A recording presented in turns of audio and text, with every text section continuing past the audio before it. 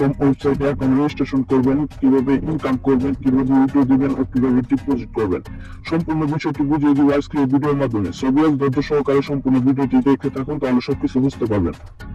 এই ওয়েবসাইটে এবং এই ভিডিওর কমেন্ট বক্সে দেওয়া থাকবে, আপনারা চাইলে এখান থেকে অ্যাকাউন্টটি রেজিস্ট্রেশন করে নিতে পারেন। আমার অ্যাকাউন্ট রেজিস্ট্রেশন করলে পেয়ে যাচ্ছেন প্রথম ডিপোজিটে 108% ডিপোজিট বোনাস।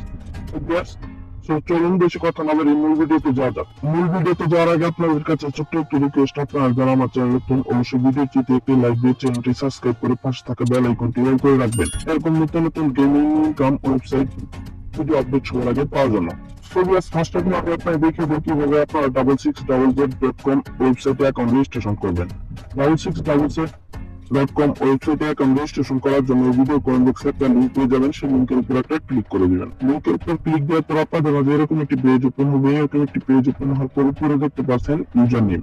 এখানে আপনাদের নামটা দিবেন, শুধু নাম দিবেন সবগুলো ছোট হাতের অক্ষর, আর নামের শেষে অবশ্যই 4 থেকে 5টা সংখ্যা বসিয়ে দিবেন, তাহলে আপনাদের ইউজার নেমে কোনো সমস্যা হবে না। সো নামটা বসিয়ে দেওয়ার পর নিচে দেখতে পাবেন পাসওয়ার্ড। এখানে 8 সংখ্যার একটি পাসওয়ার্ড দিবেন, অবশ্যই স্ট্রং পাসওয়ার্ড দিবেন যাতে আপনার অ্যাকাউন্টটি হ্যাক করতে না পারে। উপরে যে পাসওয়ার্ডটা দিবেন কনফার্ম পাসওয়ার্ডেও একই পাসওয়ার্ডটি বসিয়ে দিবেন।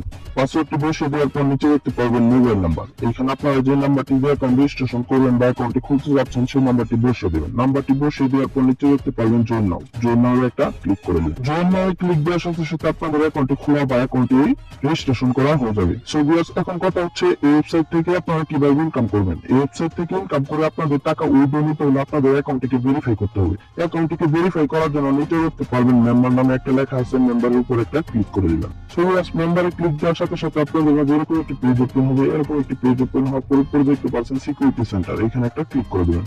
সিকিউরিটি সেন্টারে ক্লিক দেওয়ার সাথে সাথে আপনাদের মাঝে এরকম একটি ইন্টারফেস শো করবে। এরকম একটি ইন্টারফেস শো করার পর উপরে দেখতে পাচ্ছেন পার্সোনাল ইনফরমেশন, এখানে একটা ক্লিক করে দিবেন। পার্সোনাল ইনফরমেশনে ক্লিক দেওয়ার পর উপরে দেখতে পাচ্ছেন প্লিজ এন্টার জিমেইল বা ইমেল। এখানে আপনাদের ফোনে থাকা একটা অ্যাক্টিভ ইমেইল অ্যাড্রেস বসিয়ে দিবেন।